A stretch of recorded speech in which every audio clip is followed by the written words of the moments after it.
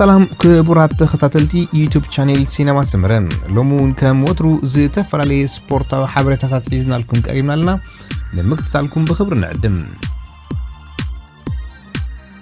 زور إمارات كلتشن عشران بالسنكي أبت بوتات سرع حمام كورونا تتصوتا قوارصن عود ما بتحموش مدرخات زمر حزن بره آدمي تسن كزازمي تغيرم بدحرزي كلن غانتاتات تعاصين ملو مرمرا دح مغبرن كلن غانتاتاتنا ناب هاغرن كملسا تغيرنين بجكا ثلاثه كلبات كوفيديس اف دي جي غازبروم روسبولو كومون تيم إمارات زن اب حدا درب زنبرا غانتاتات كاب كالوت قرادمتن اكايتن زي فيروس بمصنحيو كصنحه تغيرن زلوام كسابلت 14 مغابي دما ابت زلو كصنحه بيسياين ودب عالم طعنان توسينلهم زنغانتاتات اب حدا عصو غزان نوح معالتات كغبرو كم زي كلوب ترغاغام كغلصو الحرمصنا كم فتح جن ابت زلو خفلي لمد كغبرو فقات لتوهبهم كم حرف فتح تحاسبلهم ابي مرات اب غزا تعاطي زركه بروفيشنال تقرادماي ايرتراوي ناتنايل برهانه مسغله معكنا زينا اب زغبرو زرب كلته غزي اب زغبر مهمرمرا كاب تحمام نصا خم زخونان زياده نمرغغاصن نحسنتن كن اب هوتيل كنعصو كم تغبرن زخانه زناي زعمت ودرات نمدلاو ناوارح زهانصنا كونديشن حساي كم زخونه غليص نيروم اجيغن ولا كونه 10 معالتات اب زلو وقصن حنتخونو بمطنو اوشت هوتيلم لمد كغبرو فقاد مركاوم كن اب عدل فطير لمالم بزي كازي غلغل غانتاتات كاب زفرالي صوتاتات كنسحابا يرايالوم حنت كاباتن ايرتراوي مرا قدس زورادرلا عباي كازاخستاناوي كلب أصانا كازاخستان كلب أصانا نزل سقوم تكنوس تجددنا مجمرة دحنا تقرادمتنا مسارحتنا كنحلوس لزمرصنانيو كمون حلافنتنا يزملو حبرة السب كنحلوس لزلنا بمبال صوتاتاتا أقواريص أزلام بجاكازي أبز عمت أبي تالي كايدو كاب سبهلو عبيتي ودرات ناي حنت معلت زخونو صوتاتات استرادي بيانكي كمون ميلانو سان ريمو عمتهوي كاب حدا عبيتي صوتاتات إيطال زخونه ناي شوعات مدرخ زلو ترينو أدرياتيكو كم تسرزو تغاليتيوم فرنسا زكايد عب ودر باريس نيسغن كم قدمو كايد مخانو اكايتي تولدر يغلصم كوينو غن عبيتي كلبات كاب زوردر انصاحبن بمهلون مقرز زوردر كم زغدل افكارتي قدم بشكليتا يغلصم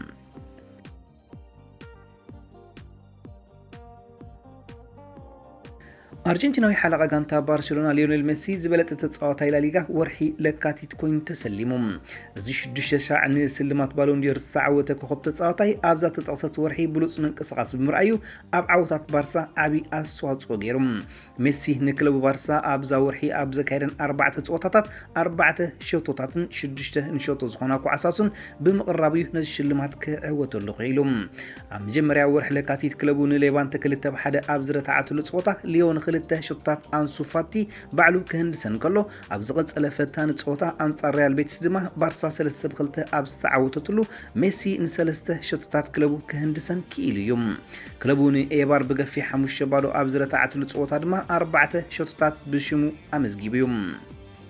ليونيل ميسي أبز عمتن ورحوت شلمات لا ليغا نفلما غزي كعوتلو كبقعن كله بتوسخي أبز حيزني زلنا عمت سبورت كلتشن 19 كلتشن 20 دما دحري ورح حدار نخال اي غزيو كعوتله كيلو زلم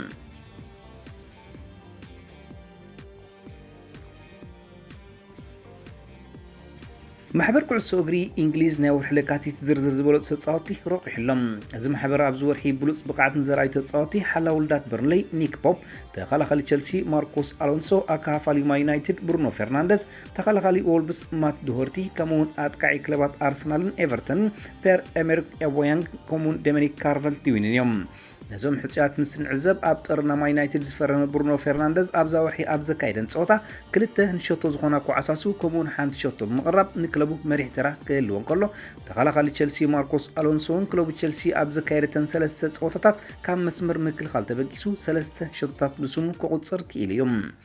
غبوناي اوباميانغ ابزا ورحي 3 شوتات كقصر كيليوم بتمثال من سيات كاي ايفرتون دومينيك كالفرت لوينون اب 3 صوتات نزاب كارلو انشولوتي تلزلا ايفرتون كلته شوتون حنتي قرب شوتون كبركتلا كيليوم تخلخلي وولبس مات دهورتي بوغنو اب 3 صوتات كلبو شوتو كيتمزغبا كتوص لعل بقعت كرن كله كم مكل خالته بقيسون حنت شوتو قرب كيليوم ود 27 عامت حلا ولدات برنلي نيك بوب اور حلقاتيت كابز كايدوم 4 صوتات اب 3 ሸቶ ከይተመዝገቦ ክወፅእ ክኢል እዩ ኣብ ፕሪምየር ሊግ ካብ ዘለዎ ሓለውቲ ውልዳት ዝበዝሐ ክሊንሺት ዘለዎ ሓላው ውልዳት እንኮ ኣብ ዝርዝር ዝኣተወ ሓላው ውልዳት እዩ ብዘይካዚ ንስልማት ብሉፅ ኣሰልጣኒ ካብ ዝሰርሑ ዝርዝር ኣሰልጣኒ ኣርሰናል ሚካኤል ኣርቴታ ኣሰልጣኒ ክለብ በርንሊ ሲንዳይሽ ዓላሚ ዩናይትድ ኦሊ ጉናር ሶልሻየር ከምኡውን ክሪስ ዊልደር ናይ ሼፊልድ እዮም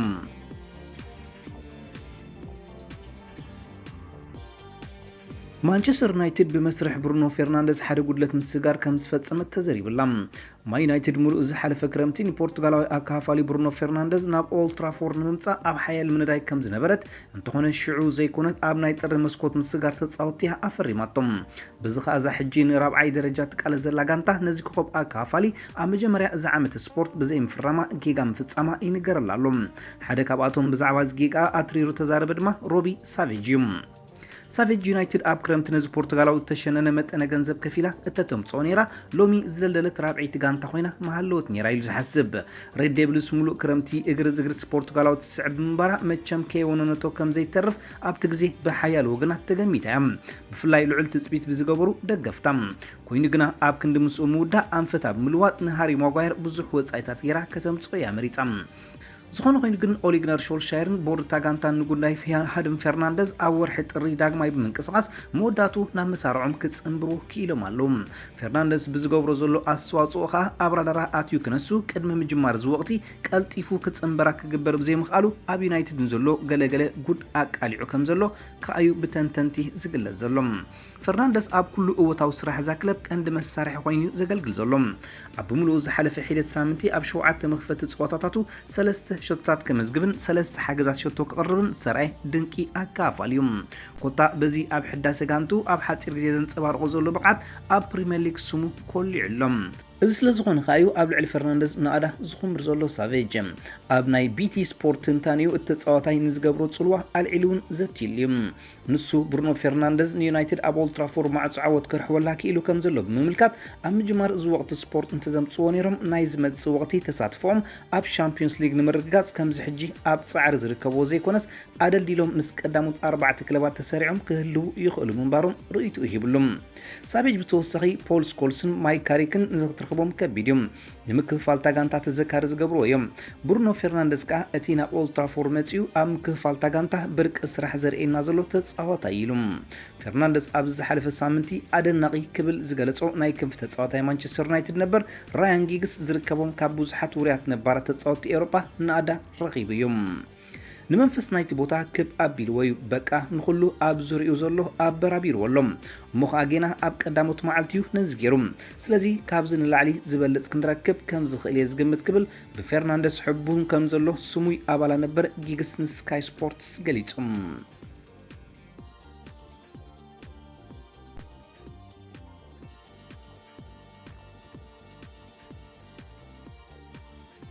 ውድድራት ካራባኦ ካፕ ክግደፍ ጻውዒት ቀሪቦም ፕሬዚደንት ዩኤፋ አሌክሳንደር ሰፈሪን ውድድር ሊግ ካፕ ክግደፍ ከም ዘለውን ማሕበር ኩዕሶ እንግሊዝ ነጊሮም ዝሓላፊ ኩዕሶ እግሪ ኤውሮጳ ኣብ መዳይ ጻዕቂ መደባት ኩዕሶ እግሪ ዘተሓሳስብ ምዃኑ ብምርዳ ኣብ እንግሊዝ ንዑ ንምፍዋስ እቲ ዝቐለለ መፍትሒ ነዚ ብካራባኦ ካፕ ዝጽዋዕ ውድድር ምስራዝ ምዃኑ ርእይቱ ገሊጹም ዩኤፋ ፕሬዚደንት አሌክሳንደር ሰፈሪን ኣብ እንግሊዝ ሊግ ካፕ እንተዝሕደግ ንኩሉ ዝበለጸ ምኾነ ክብል እዩ ምስ ዘ ታይምስ ኣብ ዝገበሮ ርክብ ተዛሪቦም ዝተጨቃጨቀ መደባት ጾታ ንገለ ዓበይቲ ክለባት ሃገር እናዛየደ የዳኽመን ኣብ ዘለወሉ ማሕበር ኩዕሶ እንግሊዝ ማለት ኤፍኤ ኣብቲ ኣብ 1961 ዝጀመረ ውድድራት ንዘለዎ ባህላዊ መርገጺ ዳግማይ ክሓስቡሉ ከም ዝግባእ ሰፈሪን ኣተሓሳሲቦም ማንቸስተር ሲቲ ብሰንበት ኣብ ፍጻሜ ኣብ ስታዲየም ዌምብሊ ንኣስቶን ቪላ 2-1 ሲዒራ ንካራባኦ ካፕ ንሳልሳይ ተኸታታሊ ዓመታት ከም ተዓወተላ ዝፍለጥ እዮም ኣብ ዝሓለፈ 7 ዓመት ሕጂ ንመበል 50 ግዜ ኣብ ምዕዋድ ድማ ንድምር ዓወታ ኣብ ሊግ ካፕ ናብ 7 ክብ ተብሎ ስለ ዘለኻ ካብታ ዝበዝሐ 8 ሻዕ ዝተዓወተት ሊቨርፑል ብሓንቲ ዋንጫ ጥራይ ድሒራላ እንተኾነ ግን ኣብ ክልቲኡ ኣብ ፕሪምየር ሊግን ኩዕሶ እግርን ሊግን ኣብ ክልቲኡ ዝሳተፋ ክለባት እንግሊዝ ኣብዚ ናይ ሊግ 1 ግጥማት ማለት ካራባኦ ካፕ ብዙሕ እዋን ንኣሽቱ ተጻወትተንን ተሰልፋ ምክንያቱ ቀዳምነት ክብሪ ዝህቦ ውድድራት ፕሪምየር ሊግ ኤውሮጳዊ ጸወታታትን ኤፍኤ ካፕን ስለዝኾነ ንምጥቃስ ዝኣክል ኣብዚ ወቕቲ እዚ ሊቨርፑል ንዋንጫ ክለባት ዓለም ተቃሪባ ኣብ ዝነበረትሉ ኣብ ግጥም ርብዕ ፍጻሜ እዚ ሰፈሪን ክግደፍ ኣለዎ ዝበሎ ዘሎ ውድድር ኣንጻር ኣስቶን ቪላ ንናይ ትሕቲ 23 ዓመት ጋንታ ከተእቱ እያ መሪፃ ሲቲ ኣብ እዚ ቀዳም ሰንበት ነታ ጽዋ ኣብ ዘለዓለትሉ ግጥም ፍጻሜ እውን ኣብ ቀዳሞት ተሰለፍቲ ናይ 8 ተጻወቲ ለውጢ ጌራ ብምእታዋ ክትጻወት ተራእያ። ኣብ መንጎ ውድድራት ግሎባል ክለባት ኤውሮጳ ዝመጽእ ዓመታት መደባቱ ከስፍሕ ከም ዝኽእል ምስ ዘሎ እማመ ከዓ ሰፈሪን እንግሊዝ ካልእ ኣብነት ክትክተልን ነዚ ካልኣይ ውድድራት ክትስርዙ ከም ዘለዋን ይዛረብ። ኣብ ፈረንሳ ድሮኳ እዚ ሊግ ካፕ ዝበሃል ግጥማት ተገዲፍሎም እንግሊዝ ጥራያ ተሪፋ ዘላ እንተዝግደፍ ድማ ንኩሉ ዝሓሸ ከም ዝኸውን ኩሉ ሰብ ክፈልጥ ኢሉ ዝሓስብ ክብል ንዘ ታይምስ ይነግር። ንሱ ኣብ መወዳእታ ሊግ ካፕ ኣብ ርእሲ ዝፈጥሮ ውጥረት ጻዕቅ ፀወታ ብመዳይ ፋይናንሱን ንክለባት ጠቃሚ ስለ ዘይኮነ ብኩሉ እንተ ዳ ሓሲብካሉ ምቁራፁ ጥራይ ከም ዝዋፅእ ይገንዝብ።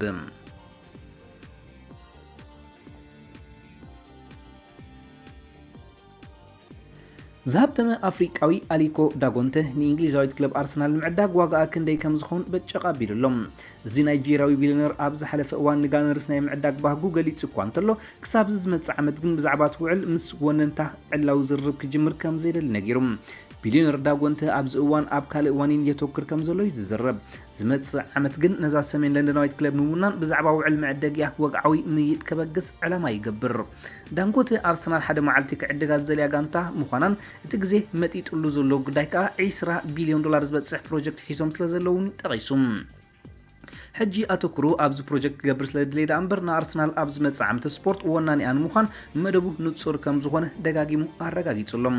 ሕጂ ንህንጸት እዚ ካምፓኒ ክዛዝም ዝፍትን ዘለኹም ንዑ ድሕሪ ምዛምና ግን ኣብ 2021 ነዚ ናይ ኣርሰናል ድሌተይ ይፍጽም ግድኸውን ክምል ይዛረብ። ኣብዚ እዋን ዳንጎተ ብመንገዲ ንሓደ ካብ ዝሃፍተሙ ብሪጣንያውያን ሰር ጂም ራትክሊፍ ሓው ዝኾነ ቦብ ራትክሊፍ ኣቢሉ ንሓንቲ ካብ ዓበይቲ ክለባት ፕሪምየር ሊግ ንኽትዕድግ ክንደይ ዋጋ ከም እትሕተት ክሓታትት ጀሚሩሎም። ብሪጣንያዊ ቢሊዮነር ሰር ጂም ራትክሊፍ ንቸልሲ ንምውናን ንገለ ዓመታት ርክባት ገብር ፀንሐ ኮይኑ ምስ ላትግዲ ኣብይዎ ዝሓለፈ ዓመት እቲ ንሱ ዝውንኖ ኩባንያ ኢኒዮስ ኣብ ክንደኣ ምስ ክለብ ናይስ ምስማዕዩ ክውንና በቂዑ ዘሎ። ሓላፊ ኩዕሶ እግሪ ናይ ኢኒዮስ ኮይኑ ዝሰርሕ ዘሎ ሓው ቦብ ኣብዚ ግዜ እዚ ንሓንቲ ናይ ፕሪምየር ሊግ ጋንታ ንኽትውንን ዝሓተካ ዋጋ ክንደይ ምዃኑ ድማ ኣፍሊጡሎም። ቦብ ንሓንቲ ካብ ላዕለዎት 6 ክለባት እንግሊዝ ኣብ ምዕዳግ እትሕተቶ መጠነ ገንዘብ ብውሕዱ 2 ቢልዮን ፓውንድ ከም ዝበጽሕ ኣፍሊጡም።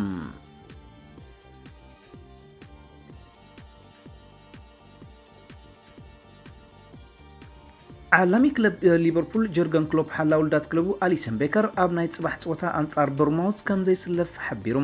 እዚ ጀርመናዊ ኣሰልጣኒ ኣብ ዝሓለፈ 3 ተኸታታሊ ፀወታታት ስዕረት ከመዝግብ እንከሎ እቲ ዝያዳ ኣሰካፊ መዳይ ክለቡ ኣብዘን 3 ፀወታታት መስመር ምጥቃዕ ክለቡ ሾቶ ከመዝግብ ምጽጋሙ ዝፍለጥ ኮይኑ ምስ ዘይምህላው ኣሊሰን ቤከር ሊቨርፑል ኣብ ዝመጽእ ሰሙን ዝካየድ ናይ መልሲ ግጥም ሻምፒዮንስ ሊግ ኤውሮፓ ኣንጻር ኣትሌቲኮ ማድሪድ ንክሎፕ ዘይሐጉስ ዜና ኮይኑ ዘሎ።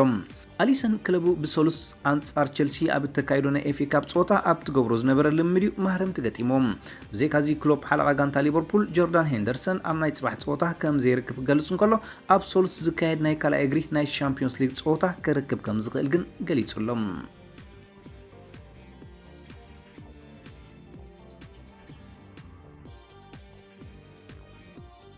خبركم تخطاتلتي يوتيوب شانل سينما سمرم نمكتالكم እናመስገና ንሎም መዓልቲ ኣዳሊና لكم ዝነበርና ስፖርታዊ ትሕዝቶታት ኣብዛዚምና ኣለና ኣብ ቀጻሊ ብኻልእ ሓበሬታታት ክሳብ ንረኸብ ንኹልና በብዘለናዮ ሰላም እንተዕናን